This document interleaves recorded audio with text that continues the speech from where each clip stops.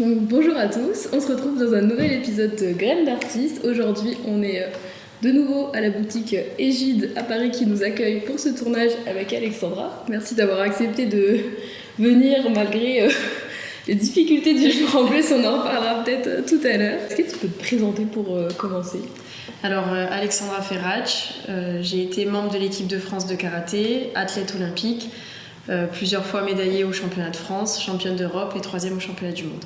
Donc un bon palmarès. Un petit palmarès, c'est ça. On va en parler. Et avant d'être justement championne et tout ça, comment t'étais enfant ? C'était quoi tes passions au début avant d'arriver là-dedans par exemple ? J'ai baigné déjà dans le karaté depuis mon enfance puisque mes parents sont mes entraîneurs. Donc à l'âge de 4 ans, j'ai été initiée au karaté. Mais c'est vrai que mes parents ont aussi voulu que je fasse plusieurs sports, pour pas que je leur reproche d'avoir fait que du karaté. Donc j'ai touché aussi les sports co. J'ai très vite pris conscience que c'était pas forcément pour moi. Puis après, donc j'ai essayé de l'athlétisme. J'ai fini par faire après de la danse, qui était assez complémentaire avec aussi le karaté.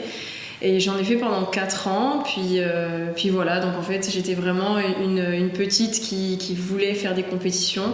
Je ne pouvais pas concevoir un sport sans compétition et depuis toute jeune, c'est quelque chose qui est en moi, je pense. La compétition, elle arrive quand ? Elle arrive finalement assez vite dans ta vie, même si j'imagine que peut-être au départ tu pensais pas forcément en faire toute ta carrière, toute ta vie pour l'instant en karaté, mais oui, donc compétitive dès toute petite. Assez petite, oui. On peut commencer les compétitions avec 2 ans de licence. Bon, à ce moment-là, je me souviens plus à quel âge exactement j'ai commencé, mais voilà, je me souviens quand même de mes premières compétitions en Corse, puis très vite après au niveau national.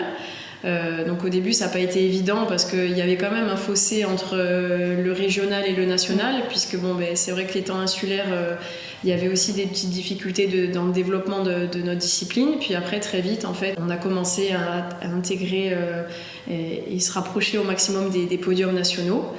Et puis pourquoi après que le karaté, c'est que tout simplement quand je faisais de la danse à ce moment-là, que je faisais encore les deux, je pouvais pas faire de concours parce que ce que je comprends, j'étais pas assez investie, donc je faisais pas assez d'heures pour faire des concours.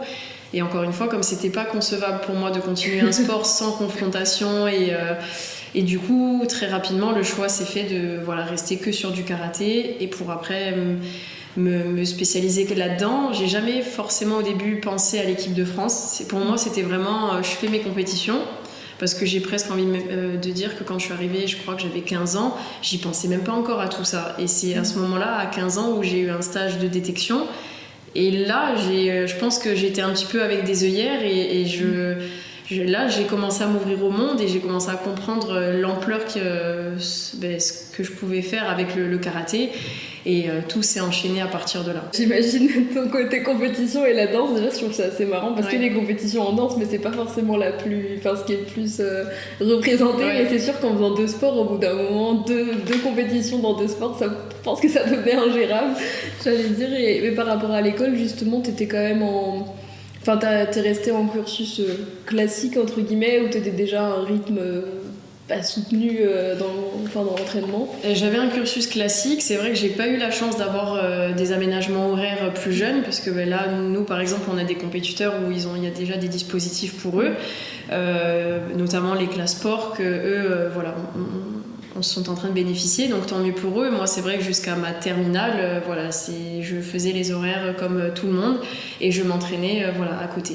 Donc c'est vrai que ça n'a pas toujours été évident, mais j'ai pas souvenir que ça a été plus dur que maintenant, j'ai envie de dire. Donc non, franchement, je pense que ça m'a aussi forgé et appris à m'organiser, parce que c'est vrai que c'était des sacrées journées, des sacrées semaines, mais contente de l'avoir fait. Ouais, au final, il y a encore pas mal de sports ou de sportifs qui finalement ont une vie école sport entre guillemets classique, sauf qu'en plus de l'école il y a tout ce qui va autour. Est-ce que tu peux expliquer justement quel est ton sport précisément, parce que je pense que tout le monde connaît pas non plus les nuances qu'il peut y avoir dans le karaté par exemple, donc est-ce que tu peux expliquer ce que tu fais toi déjà? Alors donc dans le karaté il y a la partie combat et la partie kata. Donc le kata c'est de la technique et moi je suis spécialisée justement dans les katas. Le kata, c'est tout simplement un enchaînement de techniques codifiées dans le vide contre des adversaires imaginaires. Alors très souvent les gens disent c'est comme de la danse. Pour le coup, j'ai fait de la danse, donc j'aime pas dire c'est une chorégraphie parce que vraiment il y a une part quand même et une notion de combat. Et plus en plus tu avances en âge et plus tu comprends que si tu n'es pas dans ce combat, ton exécution elle est pas parfaite quoi. Et voilà. Et donc justement, grossièrement les gens diraient que c'est une chorégraphie. Moi je grince des dents, je dirais voilà, c'est plutôt un combat contre des adversaires imaginaires. Ça me fait sourire que tu dises ça par rapport à la danse parce que justement je l'avais pas prévu pour maintenant on va dire comme question, mais j'allais te demander est-ce que le karaté du coup c'est un art ou est-ce que c'est un sport, en tout cas ta branche, est-ce que c'est de l'art ou est-ce que c'est un sport, parce que c'est vrai que c'est un peu le principe du podcast mais je trouve qu'on peut toujours dériver donc ça me fait rire. Mais oui, donc pour toi c'est quand même on va dire c'est l'art du combat, donc on dirait comme complètement. ça. Moi il y a bien sûr arts martiaux, donc il y a ce mot art. Et c'est vraiment l'art du combat parce que c'est pas évident de se projeter dans ce combat en plus qui est imaginaire. Et puis après on tend vers bien sûr la perfection technique, donc pour moi ça se rapproche de l'art. Et c'est quoi justement tu parles de perfection technique, par exemple comment on note qu'est-ce qui fait des bons points par exemple dans l'exécution ou dans le... Alors il s'est divisé en deux, la partie technique et la partie physique. La partie technique, donc bien sûr, c'est la base, j'ai envie de dire, du karaté. Donc comment on fait nos techniques, nos positions, savoir si à ce moment-là tout est respecté. Et tout ce qui est côté physique, ça va être le côté puissance de l'athlète, la rapidité, la vitesse. Donc c'est vrai que après, normalement, les juges donc rassemblent, on va dire, ces deux notes pour en former qu'une. Mais parce qu'après on est noté bien sûr sur l'ensemble, mais théoriquement c'est vraiment 50% de la note sur la note technique et 50% sur le physique. Donc voilà, après il faut être aussi stable, puissante, rapide, avec une bonne position, ne pas aller trop vite, respecter des rythmes. C'est tout un tas de choses à essayer de respecter durant l'exécution et à penser. Ça ressemble à quoi par exemple des entraînements, on va dire, pas forcément au karaté pur, mais comment on se prépare justement, que ce soit je sais pas, physique, nutrition, le sport en lui-même. C'est un tout, hein. C'est vrai que donc forcément le côté nutrition, on fait quand même attention. Alors j'ai pas un régime strict parce que je l'ai eu fait et franchement c'est pas viable. Je préfère me restreindre à l'approche de compétition, mais par contre ne pas calculer ce que je mange. Si j'ai envie d'un jour d'un dessert, je vais me prendre un dessert, Bien sûr pas avant les compétitions, mais donc il y a cette partie nutrition, il y a la partie donc le spécifique forcément, là où je vais répéter un maximum de kata, donc on appelle ça aussi les kiyons. Les kiyons c'est un enchaînement aussi de techniques et pour progresser sur les katas justement, donc il y a la partie spécifique, puis la partie physique, tout ce qui est foncier. Ça en général on le fait assez loin des compétitions. Puis après la préparation aussi au niveau musculaire, donc prendre un petit peu aussi en force, en vitesse, donc tout passe par là. Donc c'est vraiment un ensemble, mais j'ai aussi envie de dire que l'hygiène de vie passe par même le sommeil, c'est hyper important. Et j'ai l'impression que moi plus ça va et plus j'ai besoin de dormir, donc il me faut vraiment ce quota d'heures en fait pour récupérer de mes journées et je pense que c'est ce qui fait l'assemblage pour arriver à ce niveau-là. De toute façon, je pense que plus ça va dans le temps, plus maintenant on a conscience qu'il faut un tout et que l'un au détriment de l'autre, etc. Ça fonctionne peut-être moins bien en termes quand de tu sport. prends de l'âge aussi, tu te rends compte qu'au début tu squeezes un petit peu les étirements et tu te dis finalement là tu passes la trentaine et tu dis en fait ça fait du bien les étirements, je vais m'étirer. Donc c'est un tout effectivement. Je pense que tout le monde passe par là. C'est comme moi ça me fait penser à l'échauffement pour la danse justement. Tu sais, souvent tout le monde est souple et tout, c'est pas très grave en soi, ta jambe tu vas la lever là et puis plus ça va, plus tu te dis, tu commences à te blesser ou à ressentir des trucs et à te dire finalement si ça y a un échauffement, un après-sport et un récup, c'est peut-être qu'il faut l'utiliser. On l'a tous fait je crois du coup. Oui, je pense que l'erreur elle est, je pense qu'il faut passer par là, mais tant que c'est pas des grosses blessures ou des gros problèmes, on va dire que c'est clair. Ça peut le faire. Surprends un peu le fil de ta progression, on va dire, en termes de karaté. Donc tu nous as dit tu rentres du coup en équipe de France quand même assez jeune finalement. 15 ans, c'est ça. Je me rends pas compte exactement, mais j'imagine que c'est quand même relativement jeune. Qu'est-ce que ça change, par exemple, dans la vie d'un sportif, d'entrer en équipe de France? Est-ce que ça change les entraînements? Est-ce que ça change, je sais pas, comment ça... À ce moment-là, ça a commencé effectivement à changer au niveau de mes entraînements, puisque mon père, donc c'est comme je l'ai dit, mon entraîneur, mais au niveau du club, il n'a jamais voulu faire de favoritisme. Pourtant, j'étais sa fille, il aurait pu m'entraîner à part à la maison, et il ne l'a jamais fait. Sauf que voilà, dès l'instant où effectivement j'ai commencé à accéder au niveau, là il a commencé à m'entraîner un peu plus à la maison. Mais je suis quelqu'un de très demandeuse, donc du coup même mes parents souvent ils disent Alexandra, elle a 2 questions, c'est quand est-ce qu'on mange et quand est-ce qu'on s'entraîne, voilà.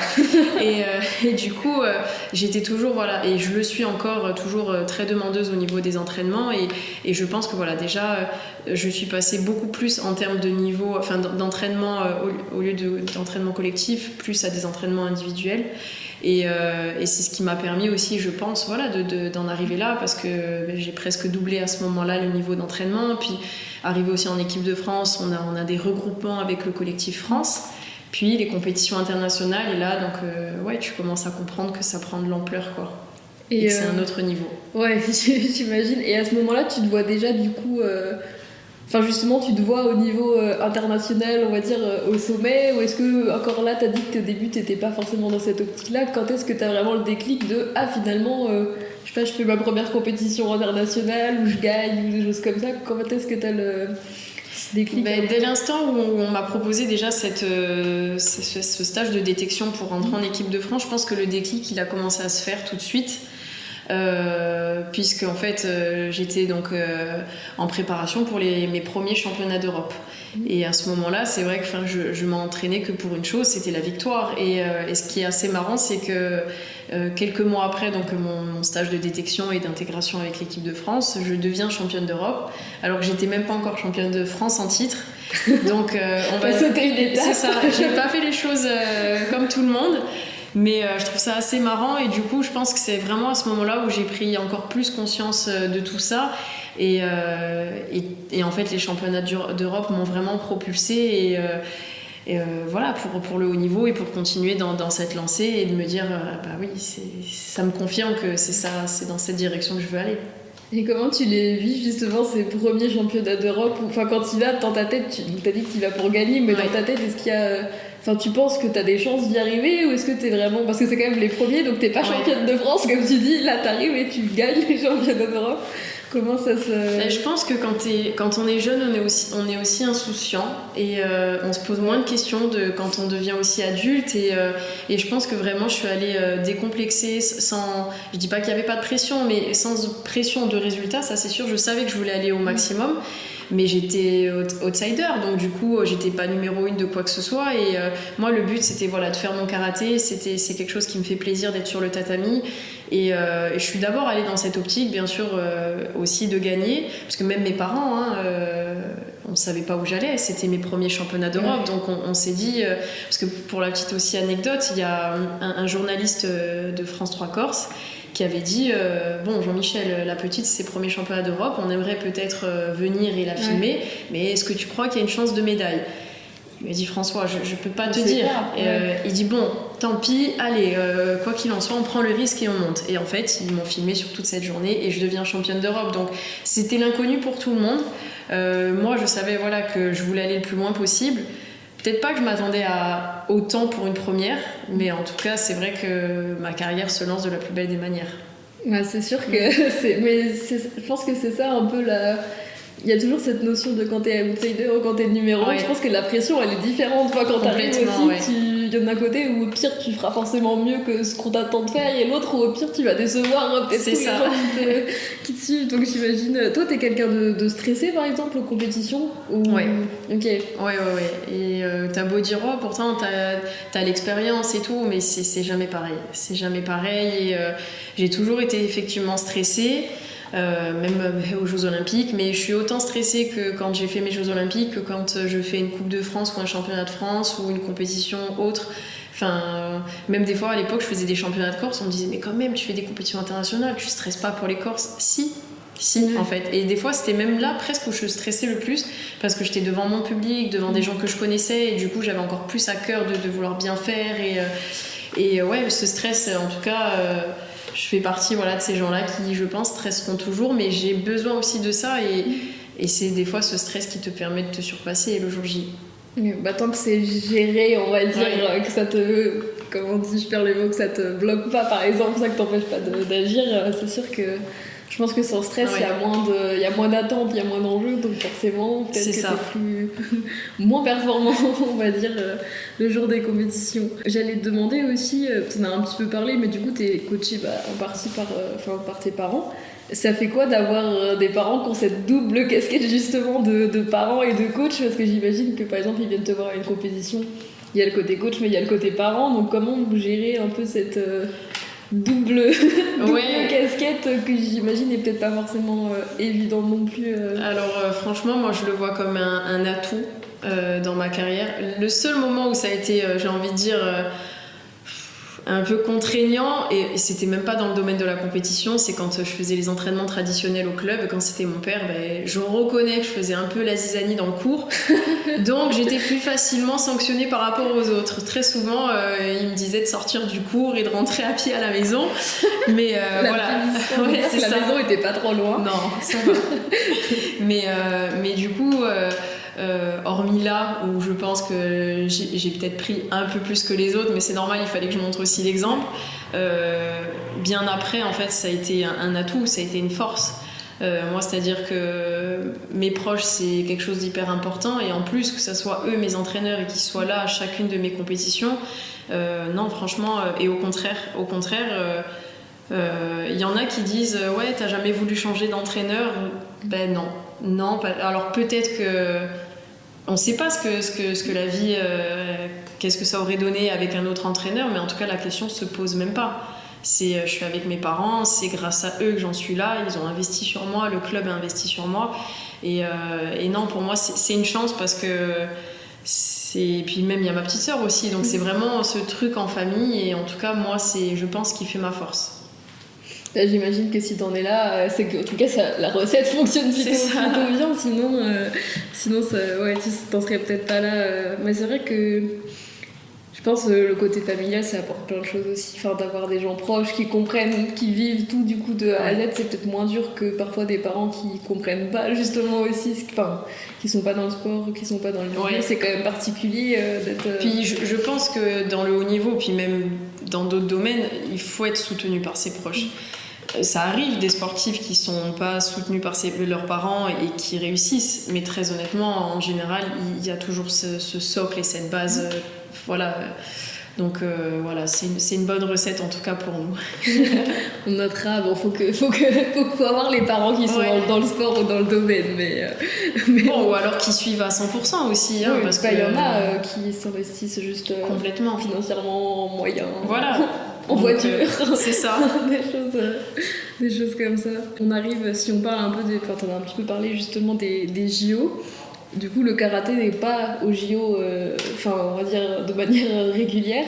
Donc toi, comment à l'approche des JO, justement, comment tu réagis un peu, je sais pas, en apprenant que peut-être qu'il y a ton sport, que potentiellement tu vas pouvoir y aller. Est-ce que toi, les JO, c'était un objectif, ou est-ce que du coup, ça existe même pas dans ta tête parce que ça y est pas forcément en fait? Donc, si, complètement. Comment ça se... avant qu'on soit... C'était en 2016 où on apprend qu'on allait rentrer en sport au niveau des Jeux Olympiques.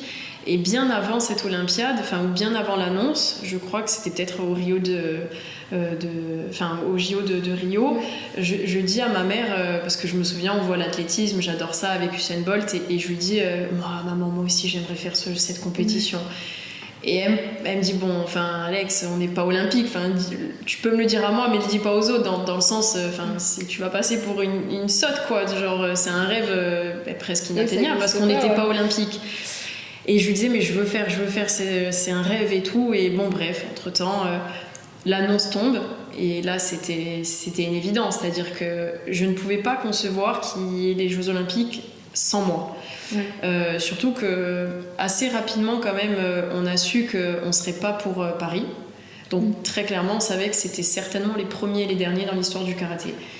Et là, donc, en fait, t'es au pied du mur. Tu te dis, c'est maintenant ou jamais. Quoi. C'est ça, donc c'est vrai que ça a rajouté un stress supplémentaire aussi sur cette longue préparation, parce qu'on a eu quand même le Covid au milieu, donc au début on savait pas si ça allait être annulé, reporté, donc c'était vraiment l'incertitude, et on savait qu'en tout cas j'allais passer par la phase du tournoi de qualification olympique, et on misait tout sur cette compétition. Donc quand on a su que les Jeux allaient être maintenus et qu'il y allait avoir le tournoi de qualification 2 mois avant, c'était vraiment l'objectif, et en fait ce jour-là c'était pareil, j'ai mal démarré la compétition, mais par contre je pense qu'à en aucun cas je me suis dit je vais louper le truc, voilà, il y a eu un moment donné où c'est vrai que j'ai eu très peur en termes de notation, parce qu'à l'époque il fallait se classer toujours dans les 4 premières pour passer au tour d'après, et à un moment donné je suis 4e déjà, et il restait plein d'autres filles à passer après moi, donc là je me suis dit s'il y a une fille qui passe devant, c'est mort. Donc c'est juste à ce moment là où je me suis dit oh purée, autant ce rêve olympien s'envole.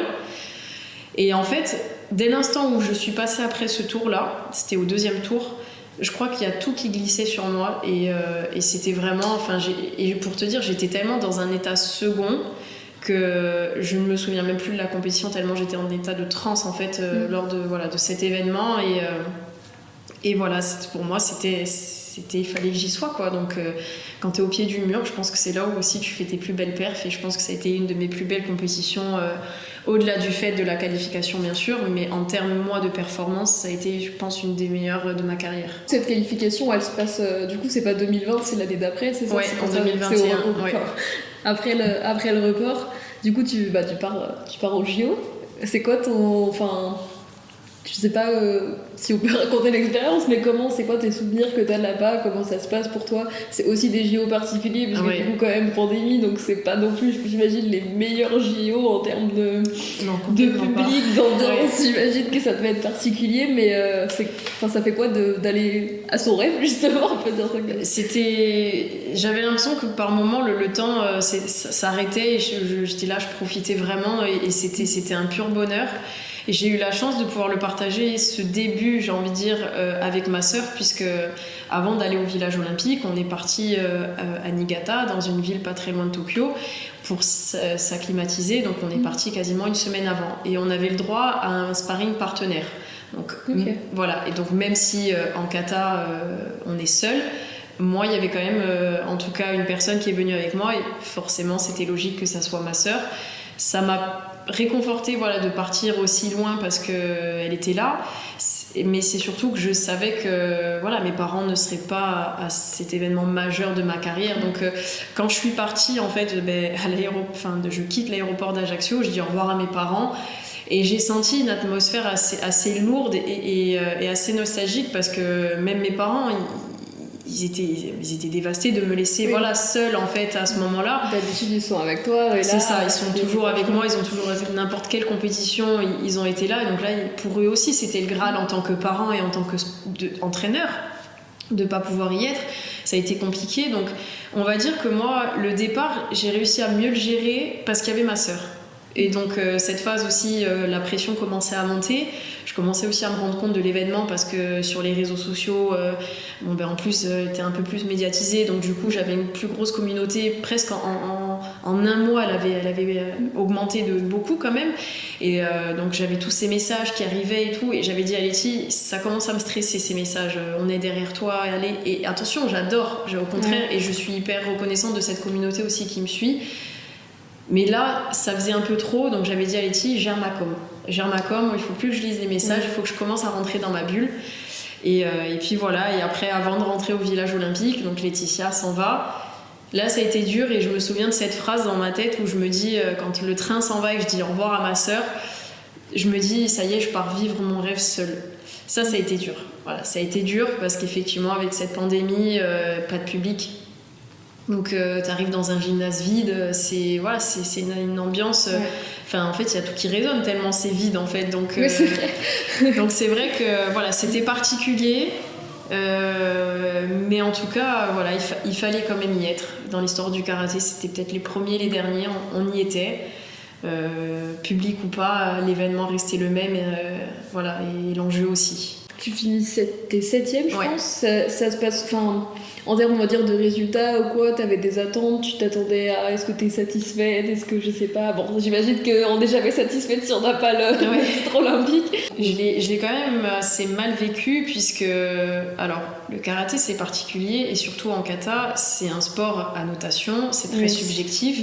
C'est un peu comme le patinage artistique, quand il y a des têtes de série en général. Et c'est ça qui est un peu dommage dans notre sport, c'est que ça laisse pas de place à la magie ou au suspense en fait de qui va gagner. Et très souvent, à l'avance, avant une compétition, tu peux plus ou moins savoir quel va être le podium.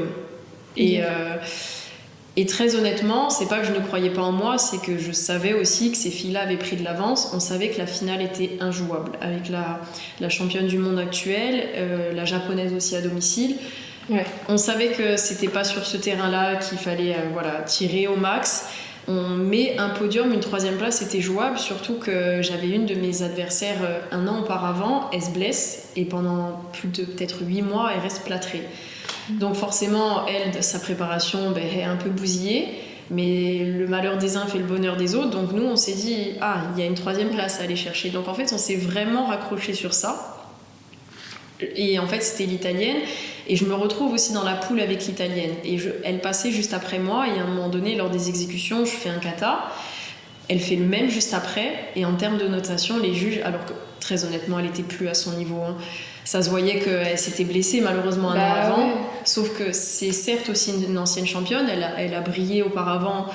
Et je pense les arbitres n'ont pas jugé à l'instant T. Ils ont voté le palmarès à ce moment-là de l'italienne. Et quand j'ai vu qu'elle commençait à avoir déjà 2 points de plus que moi sur le premier tour, on s'est dit ça va être compliqué le 2e tour. Et en fait, effectivement, à cause de ça, je sors pas des poules. Mais elle, par contre, elle va jusqu'en place de 3 et elle fait 3e. Et pareil, même pour sa place de 3, si tu veux, la fille qu'elle rencontre, l'autre aurait dû gagner, la concurrente à ce moment-là. Et pareil, la concurrente était, je crois que c'était l'américaine. L'américaine était dévastée parce qu'elle s'est rendue compte qu'elle avait plus le niveau. Donc quand tu perds comme ça, par décision, enfin par point, pas par. Quand tu perds, c'est dur, mais alors quand tu sais que t'es meilleur, là c'est la dure réalité de notre sport. Et donc c'est vrai qu'on dit toujours qu'il y a un blues après les Jeux. Je l'ai vécu. Non seulement après, quand tu rentres chez toi, t'as plus village olympique, il n'y a plus rien et tout, donc ça fait quelque chose. Mais en plus, quand tu sais que t'aurais pu faire mieux, une médaille olympique, ça change une vie. Et c'est vrai que tu te mets à cogiter et il y a quand même des regrets, même si je sais que j'ai aucun regret sur le fait que j'ai tout donné. Mais là, c'était pas de ton ressort. Non, mais ça laisse un goût amer quand même. Donc mitigé, on va dire, sur ce rêve olympique malgré tout. Ouais, j'allais dire en plus, vu que enfin, du coup, pareil, on sait pas, est-ce qu'il y aura le karaté un jour, est-ce que tu pourras enfin, parce que le programme est quand même connu un peu en avance aussi, est-ce que tu pourras les faire ou pas? J'allais dire, il doit y avoir un petit sentiment de un peu frustration aussi enfin, c'était la seule fois où tu pourras y retourner. Donc alors, je me contente et je suis quand même aussi satisfaite aussi de me dire qu'il n'y a peut-être pas eu de médaille, mais il y avait très peu de participants et je fais quand même malgré tout partie des premiers et des derniers certainement dans l'histoire du karaté. Donc ça reste un privilège qu'il ne faut pas non plus banaliser, puisque il y a beaucoup de karatékas qui sont restés sur le carreau et j'ai des amis qui pourtant, tu vois, je pense à une amie qui a été multiple championne du monde. Elle a poussé sa carrière jusqu'à arriver justement pour les Jeux. Elle perd lors du tournoi de qualification, mais ça en est, je vais pas dire presque jamais remise, mais ça a été une des plus grosses déceptions de sa carrière en fait. Et malgré tout, il n'y a pas eu de résultat, mais j'y étais. Donc du coup, je sais que 2028, on n'y sera pas pour Los Angeles. Et puis après, c'est pas quelque chose que j'envisage parce que je serai certainement trop vieille. Et puis il y a un temps pour tout. Tu seras supportrice si ça arrive, tu seras dans les gradins. Il y a un temps pour tout. Et 2032, très honnêtement, j'y crois pas. Mais et puis quand bien même, je pense que si le karaté est à ce moment-là au JO, j'aurais arrêté. La plus vieille, il y aura des gars du JO peut-être. Il y a la plus jeune et la plus vieille, mais non, franchement, il y a un temps pour tout. Tu les auras fait une fois. Je les aurais fait quand même, donc c'est déjà très bien.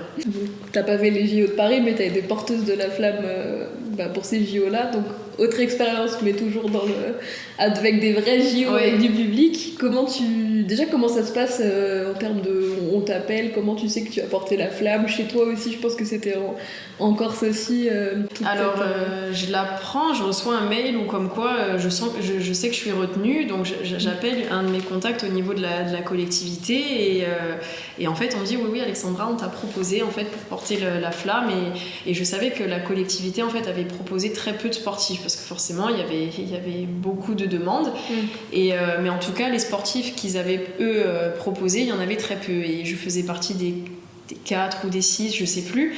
Donc à ce moment-là, donc un sentiment de fierté. Alors et c'est vrai qu'à ce moment-là, pour moi, c'était déjà une reconnaissance de mon parcours, puisqu'aussi en Corse, il y en a pas beaucoup des athlètes qui ont fait les Jeux Olympiques. Donc voilà, c'était une belle reconnaissance.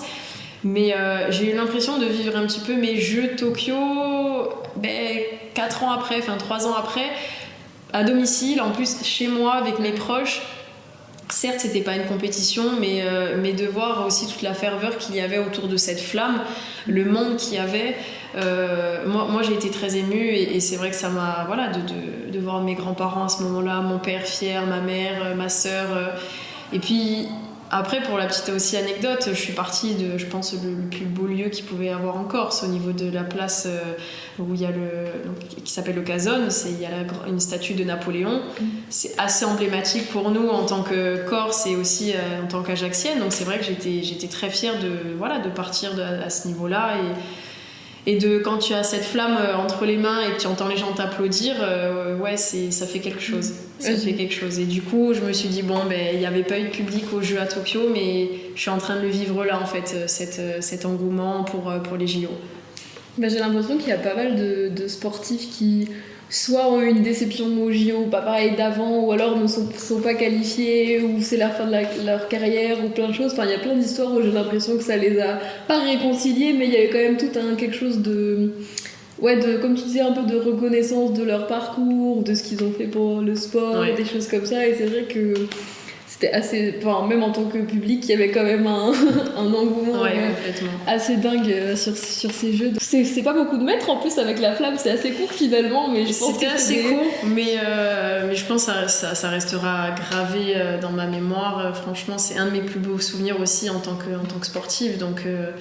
Et c'est vrai que c'était court et au début t'étais obligé de respecter un certain délai parce qu'eux aussi ils avaient un délai à suivre. Alors ils disent quand on vous dit de marcher, vous marchez, quand vous courez, mais tu sentais que je prenais quand même ce temps. Quand on me disait de courir, je trottinais mais un peu à 2 à l'heure parce que je voulais je voulais vraiment profiter de ces instants et c'était vraiment magique. Franchement, c'est quelque chose. Un souvenir un peu moins positif, en 2022 je pense. Du coup tu te fais une grosse blessure. Donc, forcément, blessure compliquée en termes de compétition. Au bout d'un moment, faut se soigner. Comment tu gères, tu vis justement cette période juste après, donc c'est après les JO. J'imagine que tu te projettes dans d'autres compétitions. Enfin, ça s'arrête jamais finalement le sport. Comment ça se passe pour toi en termes de... Comment tu te remets en route, on va dire? Ça a été compliqué parce que ça a été ma première grosse blessure. Donc, t'as toujours l'impression que ça arrive qu'aux autres et que toi, t'es une machine. Oui, jusqu'au jour où ton corps te rappelle à l'ordre. Et moi, c'est clairement ce qu'il a fait, puisqu'après les Jeux Olympiques, je n'ai pas bénéficié d'un temps de repos suffisant.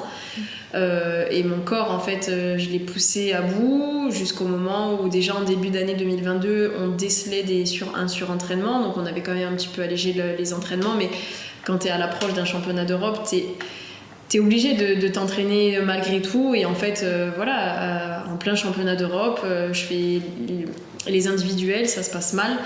J'ai la chance de faire aussi l'équipe derrière. Avec l'équipe on se qualifie pour la médaille de bronze 3 jours après et le vendredi, donc 2 jours avant, on se dit on va se faire un décrassage avec les filles, dont ma sœur et ma coéquipière Laura. Et c'est là où le genou lâche à 2 jours d'une place de 3 en plein championnat d'Europe. Donc à un moment très dur, tu te sens là aussi un peu face à un mur, mais c'est complètement différent parce que tu te dis mais qu'est-ce que je fais? À ce moment-là, ma sœur, ma coéquipière Laura me disent on arrête, on déclare forfait. Mais encore une fois, moi la compétition, c'était pas possible pour toi. Je sais que c'est grave comme blessure, sauf que pour moi, c'est tant que j'ai pas une jambe coupée, tant que j'ai pas un truc, un membre en moins, ça bouge encore, ça bouge, on y va. Et le doc m'avait dit, bon Alex, sous-entendu, toi tu veux, mais si moi t'as pas mon aval, on n'y va pas, quoi. Il me dit, ça va dépendre de ton genou, comment il réagit, s'il gonfle pas. Donc ça a été quasiment 48 heures de stress et d'attente interminable, puisque nuit et jour, moi qui suis frileuse, je vivais avec une poche à glaçons sur le genou, parce que voilà, je voulais pas qu'il gonfle. Le samedi, la veille, on tente un entraînement, j'ai été strappée comme jamais. Mais forcément, je réponds plus comme d'habitude, donc il fallait en fait la veille pour le lendemain ralentir tous les rythmes de notre kata, tout modifier sur notre bunkai. Le bunkai, c'est l'application du kata. Et en fait, pareil, donc moi je me suis dit très bien, l'entraînement ça passe, je suis strappée, nickel, demain on s'aligne. Et le doc il m'a dit non, jusqu'au dernier moment on te le dira. Donc c'était hyper dur.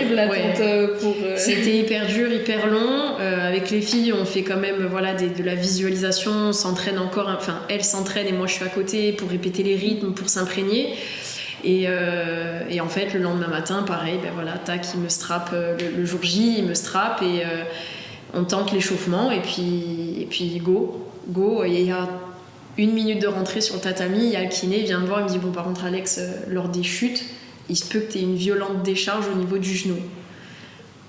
Ok, c'est parti, on y va. Donc, et tu vois, pourtant, avec ma soeur, on est complètement différents. C'est pas quelqu'un qui stresse, mais ce jour-là, je crois que je l'ai jamais vu autant stressée. Laura, c'était pareil. C'est pareil, elle stresse beaucoup moins que moi en général en compétition. Et là, on va dire que les rôles se sont inversés. J'ai peut-être moins stressé moi le jour J, mais elles avaient peur que le genou lâche en fait et que je tombe en pleine exécution. Je dis les filles, si ça se produit, je vous appelle. Vous allez entendre le public aussi certainement réagir et puis stop et fin, c'est pas grave. Et moi, le seul truc que j'avais demandé au doc avant de m'aligner, j'avais dit est-ce que ça peut aggraver ma blessure ? Il m'a dit non. Dès l'instant où il m'a dit non, c'était bon. Il m'a dit le seul truc, c'est que ça peut être plus long dans le processus de guérison, mais ça n'aggravera rien. Et du coup, c'est parti. Tu te dis, bon, je vais peut-être souffrir plus, mais... c'est ça, et en fait, on y va, et on finit 3e. Donc là aussi, ça a été un moment dur avant, mais cette satisfaction, par contre, de cette médaille de bronze, elle valait de l'or. Même le staff France nous dit, elle valait de l'or, cette médaille, il fallait y aller, quoi. Donc franchement, j'ai été fière de moi, mais fière aussi de mon équipe, parce qu'il fallait être costaud pour encaisser ça, et aussi tout modifier à la veille d'une compétition, quoi, de tous nos rythmes. Et on l'a fait, et c'est vrai que d'un mauvais souvenir, on en tire quand même du positif malgré tout. Ouais, puis, parce qu'en plus, j'allais dire, vous n'avez pas de remplaçants, toutes des choses comme ça en fait dans vos équipes, ou est-ce que c'est parce que c'était trop tard de toute façon Alors ça se fait de plus en plus, mais c'est vrai qu'à ce moment-là, nous on n'a jamais eu de 4e. Et depuis peu, maintenant oui, on commence à bosser aussi avec une 4e, parce que on se rend compte que oui, nous aussi en kata, même s'il n'y a pas de contact, il peut avoir des blessures. Et voilà, donc oui, effectivement, il n'y avait pas de remplaçante, donc c'était où on y va, où on n'y va pas, quoi. Ouais, donc la pression, elle est, elle est monstre. Ouais, complètement. Et du coup, après, donc pour 3e place, quand même, finalement, ce que vous pouviez avoir avec un genou en moins, un peu bancal dans l'équation, comment tu te remets après de la blessure, parce que ça prend du temps. En plus, un genou, c'est pas... Enfin, c'est courant finalement comme blessure, mais c'est quand même lourd. Ça a été plus de 10 longs mois dur psychologiquement. Je m'attendais pas à ce que ça soit aussi long. Je sais qu'il fallait prendre aussi son temps et pas revenir trop vite, parce que sinon c'était là où on pouvait récidiver ou mal se consolider. Donc j'en étais consciente, mais quand t'es sportif, encore une fois, tu veux vite revenir à la compétition. Donc il y a 2 choses assez drôles juste après mon opération, parce que le chirurgien m'avait dit assez rapidement, tu pourras commencer à faire des contractions au niveau du quadriceps, parce que forcément tu perds en muscle, donc il dit tu pourras commencer à faire ce genre de contractions. Et je suis à peine en salle de réveil, j'ouvre à peine les yeux, je suis encore ensuquée de l'anesthésie, et en fait je dis c'est bon, je peux contracter. Il m'a dit bon, on va attendre quand même de rentrer dans la chambre. Voilà, c'est ça, attends un peu. Et après, pareil, dès que je suis rentrée dans le centre de rééducation à Ajaccio, très vite, j'ai dit, bon, allez, on attaque la prépa. Bon, là, le médecin, le prépa et ma kiné, ils m'ont pris à part et ils m'ont dit, Alex, là, ça va être un long combat. Ça sert à rien que tu fasses de la prépa maintenant, ça va te fatiguer pour rien. Ton corps, il avait besoin de repos. Attends, pour le moment, on fait que les soins. Donc ça a été dur aussi d'accepter qu'il allait avoir une phase que de soins. Et puis voilà, très vite, quand j'ai commencé, j'ai vu que les progrès étaient quand même assez rapides. Bon, et il y a des jours, par contre, c'est ça qui est frustrant. Tu vois que tu fais ça, puis d'un seul coup, le lendemain matin, tu sais pas pourquoi ton genou, il veut plus se plier à plus de 90 degrés, mais voilà, du coup, je me suis accrochée. Ça a été long parce que voilà, au centre de rééducation où j'étais, c'était pas forcément que pour des sportifs. Donc ça a été dur psychologiquement. C'est pour ça qu'à un moment donné aussi, pour changer d'air, je suis partie à Clairefontaine, dans un centre voilà, où il y a les footeux. Et là, malgré tout, même si c'était que des footeux quasiment, c'est que des sportifs aussi, et ça faisait du bien de se comprendre tous, les enjeux qu'on pouvait avoir, de quand est-ce que tu reviens et tout. Et puis voilà, donc j'ai essayé après de revenir à 6 mois de compétition, alors que le chirurgien n'était pas trop pour. Il m'a quand même un peu validé mon retour, parce que je pense que je l'ai un peu forcé. Il avait un demi-tampon sur la feuille. Et on s'est rendu compte que c'était beaucoup trop tôt, et on m'avait toujours dit, Alex, tu verras que le retour à la compétition c'est une chose, mais le retour à la performance c'en est une autre. Et ça, c'est aussi un autre cap psychologique à passer, parce qu'effectivement, oui, tu reviens à la compétition, mais tu performes pas encore. Donc ça, c'est dur. Voilà. Donc de longs mois durs psychologiquement et puis même physiquement, parce que des fois ça fait mal la rééducation, mais ça a été aussi positif parce que malgré tout je me suis dit mince, là une carrière, j'ai pris conscience qu'une carrière forcément ça s'arrête à tout moment si le corps il lâche. Et je me suis dit, il faut aussi que je prépare cette reconversion, et j'ai commencé pendant mes croisés à passer des diplômes à distance, un diplôme universitaire et sur l'ingénierie de la haute performance, et j'ai poursuivi en fait sur le master 2 parce que ça me plaisait tellement. Et voilà, aujourd'hui malgré tout, ça a été un moment très dur dans ma carrière, mais je me dis ça m'a aussi permis de passer mes diplômes que j'ai pas pu faire à l'époque. Donc en vrai, je me dis pareil, un mal pour un bien, et si c'était à refaire, je dis pas que je voudrais me refaire les croisés, mais en tout cas, j'aimerais que ça se passe de la même manière en termes de rééducation, et même pour moi, je me suis épanouie aussi sur le plan personnel, et puis pour après en devenir sur du professionnel, quoi. Ouais, il y a toujours un peu de positif, quelque chose de difficile. Avant de revenir, justement, ça m'intéresse aussi qu'on parle un peu de diplôme, que tu coaches aussi à côté, etc. C'est quoi, donc là on est en 2024, mais on est en 2025, oui. Donc c'est faux, on est en 2025. C'est quoi, justement là t'es en compétition demain, donc on est encore dans le vif du sujet. C'est quoi toi tes objectifs là encore en termes de karaté, qu'est-ce qu'on vise cette année C'est de revenir en fait de cette blessure où forcément j'ai perdu ma place en équipe de France, et quand les chats sont pas là, les souris dansent, donc c'est de récupérer cette place, voilà.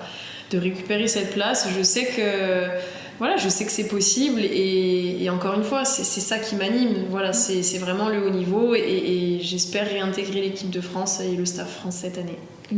On suivra ça en tout cas, et on espère aussi. Donc tu passes des diplômes, tu coaches aussi. C'est vraiment la blessure qui t'a lancé un peu dans cette idée de reconversion et d'apprendre aussi plus sur le sport, ou comment t'avais déjà l'idée avant de coacher? Est-ce que c'est... Alors je coachais déjà depuis mes 18 ans, donc ça faisait longtemps. Voilà, j'avais déjà aussi des diplômes dans le karaté pour être coach au niveau karaté, mais je sentais que cet accompagnement, je voulais le pousser plus loin, parce que oui, j'adore le karaté, mais l'accompagnement en plus, et ce que j'adore dans l'aspect de ma préparation, c'est par exemple la musculation, et c'est quelque chose aussi du sport santé pour monsieur et madame tout le monde, c'est quelque chose que j'ai voulu faire, et grâce à ce diplôme j'ai commencé un petit peu à exercer. Alors je peux pas en vivre parce que j'ai déjà un métier à côté, j'ai ma carrière, je coachais déjà en karaté. Donc il me faudrait 3 vies pour le moment, mais je sais qu'il y a un temps pour tout. Ma carrière, ça reste une priorité. Le jour où je lâche un peu sur ma carrière, je développerai effectivement cet aspect-là sur le coaching, mais pas que karaté. Voilà, c'est vraiment l'accompagnement de personnes. Tu vois, j'ai un papy et mamie de 80 ans, mais je me régale tout autant qu'avec des jeunes compétiteurs. Je crois qu'on en avait parlé déjà. Donc c'est ça, et c'est vrai que c'est quelque chose qui me plaît, et être au contact des gens, et voilà, donc c'est un projet que je vais développer au fur et à mesure où ma carrière, voilà, ça, quand elle s'arrêtera en fait tout court. Et donc finalement, ça me fait rire sourire que tu dises petit papy mamie, parce que t'es très compétition dans le sport, mais en fait dans ton coaching finalement t'es plutôt... Enfin, il n'y a pas forcément besoin d'un objectif compétition, ça veut dire que non, plutôt... mais il y a un objectif quand même en fait. C'est peut-être pas un objectif de performance, alors même si là aussi encore une fois j'adore ça, hein, en karaté récemment cette année si tu veux, il y avait un jeune, il voulait intégrer l'équipe de France, en quelques mois on le fait intégrer l'équipe de France et il sélectionne pour ses premiers championnats du monde, donc déjà ça a été une réussite. C'est vrai que pour, par exemple, un papy de 80 ans, on se dit il n'y a pas de compétition, mais il y a quand même des objectifs. Notamment, je pense à la petite mamie qui avait 80 ans, elle avait tendance à être un petit peu voûtée. Et en fait, en même pas 2 mois, elle s'est vachement redressée. Et même sa fille qui l'avait pas vue en 2 mois, elle a vu. Et pour moi, ça reste une victoire. Oui, c'est un objectif santé, un objectif physique. En fait, quels que soient après les objectifs de la personne, sport santé ou juste un bien-être, rien que pour le bien-être des gens, ça me fait plaisir en fait, et j'aime participer en fait à ça et les accompagner dans cette démarche. Et si tu as des conseils à donner justement, vu qu'on parle plus spécifiquement du karaté, peut-être en termes de karaté, mais c'est quoi ce que tu as appris toi, ou en termes de conseils par exemple niveau entraînement, je sais pas, des jeunes ou des gens qui veulent, qui sont déjà dedans mais peut-être qui veulent se lancer, c'est quoi tes conseils toi 2-3 conseils on va dire. Déjà de croire en soi, c'est hyper important, ça paraît bête, mais de croire en soi et de rien lâcher, ça c'est... Il y aura sûrement un chemin semé d'embûches, mais au contraire il faut persévérer, et la victoire ne sera que plus belle. Voilà, donc et voilà, continue. En fait, toujours par contre se fixer des objectifs. Je pense que c'est comme ça aussi qu'on arrive à avancer, mais que ça soit à court, moyen ou long terme, se fixer des objectifs et de la rigueur, ça c'est on peut pas y échapper. On peut essayer, mais à un moment il faut du travail. Ouais, à un moment donné, non, il faut du travail. Tu as beau être talentueux, le talentueux s'il travaille pas, il se fera toujours rattraper par quelqu'un de rigoureux, même avec moins de facilité de base, hein. Mais c'est ce qui fera toujours la différence. Et ne pas avoir peur aussi, je dirais, de faire des sacrifices, parce que il faut sacrifier certaines choses dans une vie. Moi, ça a été ma jeunesse pour arriver à ce niveau-là, et je le regrette pas, parce que j'ai presque envie de dire, ma vie elle commence maintenant, j'ai l'impression, et c'est maintenant, et je regrette pas de pas avoir fait des sorties avec les copains. J'ai vécu 100 fois plus de trucs, et j'ai 100 fois plus de choses à raconter, donc voilà, il y a un temps pour tout. Il faut faire juste des choix en accord avec ce qu'on veut, ou en tout cas ce qu'on veut au moment où tu en as parlé un petit peu du coup. Donc le karaté, c'est pas un sport pro, mais c'est aussi ton activité principale quand même finalement. Comment on gère justement cet aspect, j'ai envie de dire, financier, logistique, tout ce qui peut aller avec, en sachant que tu vas un peu partout. Donc comment je sais que c'est pas facile, c'est le cas pour pas mal de sports aussi, mais de ton expérience justement, comment tu fais Compliqué, très compliqué, et il faut être sans cesse à la recherche de sponsors. Et il y a un temps pour tout, et c'est vrai que moi c'est pas la partie que je préfère faire. Puis je trouve que c'est aussi difficile de se vendre malgré tout, mais on est obligé des fois, j'ai pas le choix, il faut que je démarche aussi, parce que les saisons sont assez coûteuses, et voilà, donc il faut aller de l'avant, et du coup voilà, c'est la partie la plus compliquée, parce que sans ça malheureusement tu fais pas les compétitions, et tu montes pas sur le ranking au niveau mondial, donc c'est la partie fastidieuse quand même, de la partie cachée quand même du haut niveau. Quand on est un sport amateur, c'est vrai que c'est difficile. Oui, c'est un peu contradictoire de se dire tu vas au championnat du monde, au JO, mais en fait t'es considérée comme comme amatrice presque, alors que je pense qu'en termes de niveau pas vraiment. mais et puis même des fois en termes d'heures d'entraînement, tu peux faire plus que certains, et puis non, ça n'a rien à voir. C'est comme ça, donc c'est vrai que c'est pas évident, mais on essaie toujours de sortir son épingle du jeu pour essayer de partir au maximum de compétitions durant la saison. Et ça représente quoi Enfin, j'imagine que tu as des compétitions imposées et peut-être des compétitions où tu es entre guillemets pas obligé d'y aller. Il y a combien de compétitions par exemple dans une saison, ou à combien tu es obligé de participer En fait, j'ai envie de dire, t'es pas obligé de faire le circuit mondial, mais sauf que très vite tu te rends compte que si tu loupes une compétition, tu perds déjà des points, et toi tu vas en perdre et les autres vont en prendre. Donc très vite en fait, j'ai envie de dire, il y en a presque à peu près une par mois, donc un petit peu moins, mais là par exemple en janvier j'en ai 2, j'en ai une au mois de février, une en mars, avril aussi, mai. Ça s'arrête en mai, ça reprend en septembre, octobre, donc il y en a 6-7 quand même grosses, où pour moi oui, tu es obligé quand même d'y aller parce que sinon, puis même pour l'expérience et pour ton niveau, tu es obligé de toujours te confronter parce que les choses changent et évoluent, et pour voir aussi le courant même des notations, de l'arbitrage, il faut y aller quoi. Donc c'est pas évident. C'est bien pour ça qu'il y a des agents, des choses comme ça, mais ça coûte des sous aussi, donc c'est un peu un cercle. C'est un cercle vicieux, parce que nous, payer un agent c'est pas possible, payer à la com ça oui, mais voilà, du coup, parce que du coup on n'a pas de rentrée d'argent, donc payer quelqu'un comme ça c'est pas évident, donc à moins d'avoir les moyens, ça c'est sûr, il y en a, s'ils les ont tant mieux pour eux, et peut-être que c'est plus facile, mais en tout cas quand il faut aller chercher un budget entre 45 et 50 000 euros à l'année, ça fait du boulot. C'est un petit peu d'argent. En tout cas, on espère que ça se passera aussi bien niveau finance pour que tu puisses aller à toutes, on va dire, toutes les compétitions, tous tes objectifs de l'année. Je pense que j'ai presque fini mes petites questions, vu qu'après on a encore un enjeu de compétition pour le week-end. On va pas te retenir trop longtemps. Et j'aime bien demander à mes invités un peu... j'ai envie de dire ce qu'ils regardent, ce qu'ils lisent, ce qui les inspire aussi chez d'autres personnes. Donc est-ce que tu as des recommandations ? Ça peut être karaté ou hors karaté, mais de personnes, de comptes, de choses que tu aimes bien toi suivre personnellement, par exemple pour ta pratique, ou si tu regardes rien, je sais pas, mais je pense qu'il y a quand même des choses.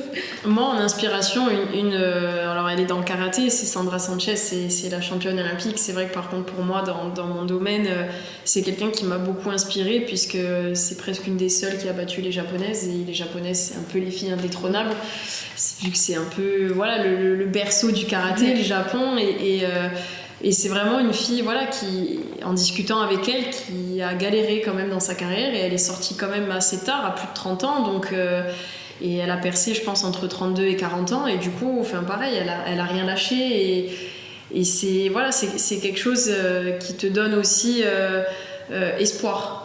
Tu te dis, parce que quand tu la vois comme ça, tu te dis mais c'est Sandra quoi, elle est championne du monde, championne olympique, oui, mais en fait elle a galéré elle aussi quoi. Donc du coup tu te dis en fait on est un peu tous dans le même panier, et il faut réussir à sortir son épingle du jeu, il faut réussir à avoir cette ténacité aussi pour y tenir le plus longtemps. Donc c'est surtout elle. Par contre moi, après Teddy Riner aussi, parce que c'est pareil, on peut pas dire grand chose. On peut pas dire grand chose sur sa régularité, sur son palmarès hors norme, mais une que j'aime beaucoup en ce moment aussi, c'est Clarisse Agbeneno.